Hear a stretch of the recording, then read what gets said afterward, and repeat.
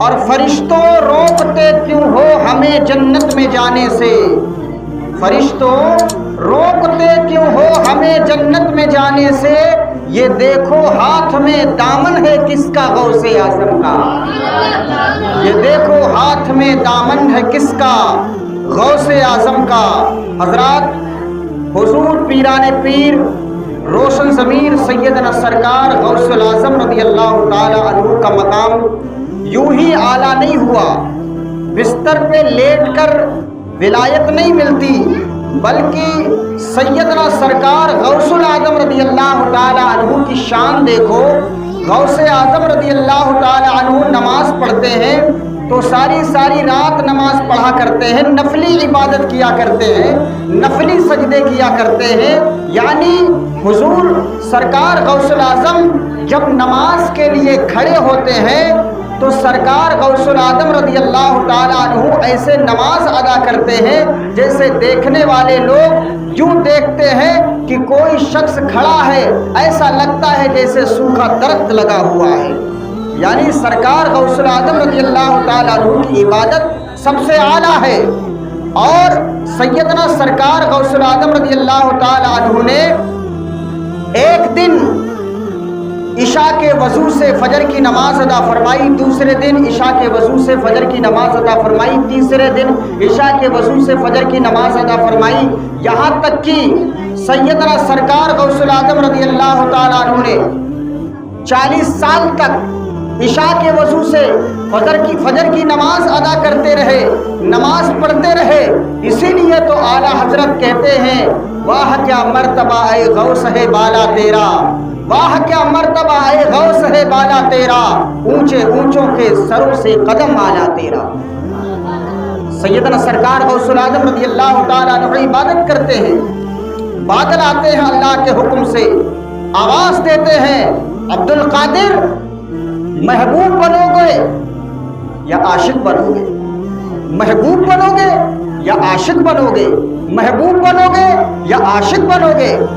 کئی بار یہ آواز آئی، سیدنا سرکار غوث الاعظم رضی اللہ تعالیٰ عنہ دوڑے دوڑے اپنی ماں کی بارگاہ میں حاضر ہوتے ہیں اور عرض کرتے ہیں امی جان، اللہ کی طرف سے حکم ہوا ہے، اے عبد القادر عاشق بنو گے کہ محبوب بنو گے، عاشق بنو گے کہ محبوب بنو گے، عاشق بنو گے کہ محبوب بنو گے۔ اے ماں آپ بتائیں میں کیا بنوں؟ یعنی جب بچے کو کوئی ڈگری ملنے والی ہوتی ہے تو اس کا فارم بھرنا پڑتا ہے، اور جب کوئی بچہ ڈگری کرتا ہے تو پھر ڈگری کرنے سے پہلے اس کا فارم بھرا جاتا ہے۔ آج موقع ہے، وقت ہے، کیا بنا جائے تو بچے کو چنا جاتا ہے بچہ ہمارا کیا بنے گا، اور بچے سے باقاعدہ پوچھا بھی جاتا ہے بچہ بڑے ہو کر کے کیا بننا چاہے گا۔ اللہ تبارک و تعالیٰ کی طرف سے حکم ہوا عبد القادر بڑے ہو کے کیا بننا چاہو گے؟ آج بچے سے پوچھا جائے بڑے ہو کر کیا بننا چاہو گے تو بچے اپنی اپنی چوائس کے مطابق، اپنی اپنی پسند کے مطابق بتاتے ہیں۔ کوئی ڈاکٹر بننا چاہتا ہے، کوئی انجینئر بننا چاہتا ہے، کوئی منسٹر بننا چاہتا ہے، کوئی کچھ بننا چاہتا ہے، کوئی کچھ بننا چاہتا ہے، اپنی اپنی حیثیت کے مطابق وہ جواب دیتے ہیں۔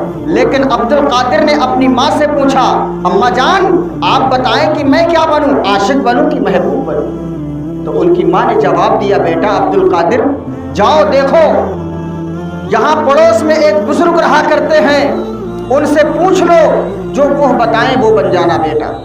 سیدنا سرکار غوث الاعظم رضی اللہ تعالیٰ عنہ بزرگ کے پاس تشریف لے جاتے ہیں، اس بزرگ سے پوچھتے ہیں، اور وہ بزرگ بھی ایسا تھا جس کے جسم کے اوپر کپڑے بھی نہیں ہوتے تھے، بستر بھی نہیں بچھا ہوا کرتا تھا، وہی ٹوٹی ہوئی چٹائی پر بیٹھ کر اللہ اللہ کی صدائیں لگایا کرتا تھا وہ بزرگ۔ اور وہ بزرگ کوئی عام بزرگ نہیں تھا، وہ کوئی بزرگ عام بزرگ نہیں تھا، اور وہ بزرگ عام ہو ہی نہیں سکتا جس کے پاس غوث اعظم جایا کرتے ہو، جس کے پاس غوث اعظم رضی اللہ تعالیٰ عنہ سوال پوچھنے جایا کرتے ہو۔ سرکار غوث اعظم رضی اللہ تعالیٰ عنہ اس بزرگ کے پاس پہنچ کر ارشاد فرماتے ہیں بابا آپ یہ بتائیں میں کیا بنوں، عاشق بنوں کہ محبوب بنوں، عاشق بنوں کہ محبوب بنوں؟ تو سیدنا سرکار غوث العظم کو جواب دیا، بیٹا عبد القادر جاؤ، کل اس کا جواب ہم دیں گے۔ جب عبد القادر دوسرے دن پہنچتے ہیں تو کیا دیکھتے ہیں؟ وہاں بزرگ نظر نہیں آ رہے، وہاں بزرگ نہیں موجود ہیں۔ وہاں کے لوگوں سے پوچھا گیا یہاں جو بزرگ رہا کرتے تھے وہ کہاں گئے؟ تو وہاں کے باشندوں نے بتایا کہ ان کا انتقال ہو گیا ہے۔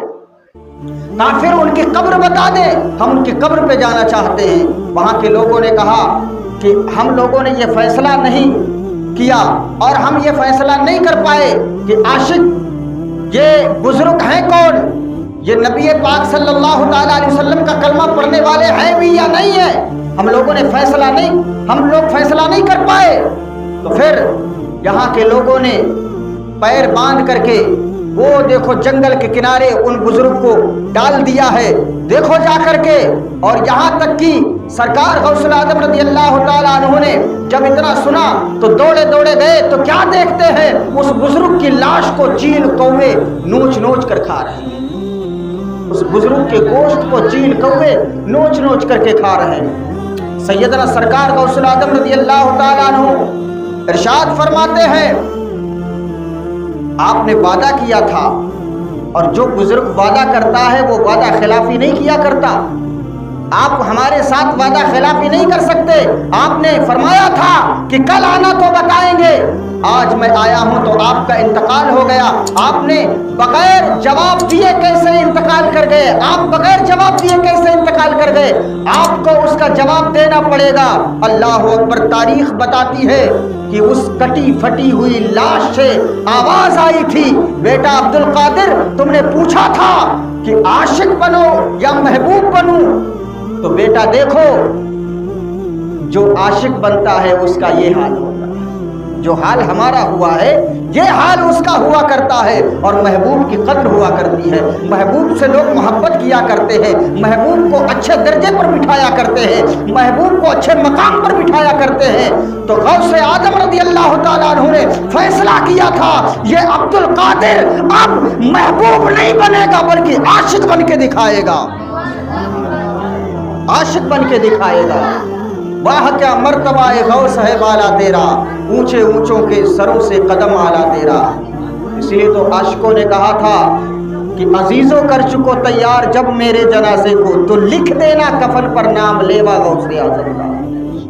غوث اعظم رضی اللہ تعالیٰ عنہ کی عمر 18 سال کی ہے۔ کتنی؟ 18 سال کی۔ غوث اعظم رضی اللہ تعالیٰ عنہ اپنی ماں سے اجازت لے رہے ہیں، کہتے ماں میں علم حاصل کرنا چاہتا ہوں۔ ماں نے اجازت دے دیا، بیٹا میری طرف سے اجازت ہے، اور اللہ تبارک و تعالیٰ نے تجھے میری خدمت کے لیے پیدا نہیں کیا بلکہ مصطفیٰ جان رحمت صلی اللہ تعالیٰ علیہ وسلم کی دین کی خدمت کے لیے پیدا کیا ہے۔ جاؤ بیٹا میری طرف سے اجازت ہے۔ آپ تعلیم حاصل کرتے رہے، نماز پڑھتے رہے، عبادتیں کرتے رہے، تعلیم حاصل کرتے رہے، آخر وہ وقت آیا کہ سیدنا سرکار غوث العظم رضی اللہ تعالیٰ عنہ نے عاشق بن کے دکھایا زمانے کو۔ اور آج ساری دنیا میں حضور سیدنا سرکار غوث العظم رضی اللہ تعالیٰ عنہ کی محفلیں سجائی جا رہی ہیں، تو کیوں؟ انہوں نے کیا کیا اپنی زندگی میں؟ انہوں نے وہ کام کیا جس سے خدا اور اس کا رسول راضی ہو، وہ کام کیا۔ اعلیٰ حضرت فرماتے ہیں کام وہ لے لیجئے جو تمہیں راضی کرے، ٹھیک ہو نام رضا تم پہ کروڑوں درود، ٹھیک ہو نام رضا تم پہ کروڑوں درود۔ آج جو گلی گلی میں سیدنا سرکار غوث العظم رضی اللہ تعالیٰ عنہ کا لنگر بانٹا جا رہا ہے تو یوں ہی نہیں بانٹا جا رہا ہے، بلکہ انہوں نے رب کو راضی کیا۔ اللہ تبارک و تعالیٰ کی عبادتیں، اتنی عبادتیں کی کہ اللہ کو راضی کر لیا۔ آج ہماری عبادتوں کا حال کیا ہے ہم نہیں سمجھ سکتے۔ اللہ اکبر! میرے پیارے اسلامی بھائیوں، آپ اس بات کا خیال رکھیں کہ بزرگان دین نے، اولیاء کاملین نے، علماء ربانیین نے ہمیں جو درس دیا ہے اس درس پر ہمیں اور آپ سب کو عمل کرنا چاہیے کہ نہیں چاہیے؟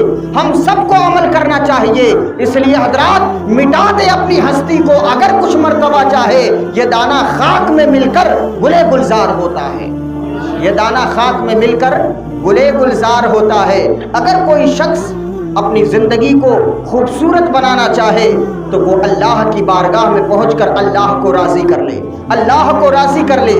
اللہ کو راضی کرنے میں کوئی پریشانی نہیں، بلکہ اللہ تبارک و تعالیٰ تو یوں ہی راضی ہو جایا کرتا ہے۔ اس لیے وہ پروردگار جو 70 ماہوں سے زیادہ پیار کرتا ہے وہ ہم سے بھی راضی ہوگا اور ہمارے خاندان سے بھی راضی ہو جائے گا جب ہم اللہ تبارک و تعالیٰ کے پیارے رسول صلی اللہ تعالیٰ علیہ وسلم کی بتائی ہوئی باتوں پر عمل کریں گے، رسول اللہ صلی اللہ تعالیٰ علیہ وسلم کی سنتوں پر عمل کریں گے، اور حضرات ہم سنت کے مطابق کھانا کھائیں گے، سنت کے مطابق چلیں گے، سنت کے مطابق سوئیں گے، سنت کے مطابق ہم سارا کام کریں گے۔ جب ہم یہ سب ساری چیزیں سنت کے مطابق کریں گے تو پھر اللہ تبارک و تعالیٰ ہماری زندگی میں انقلاب پیدا کر دے گا۔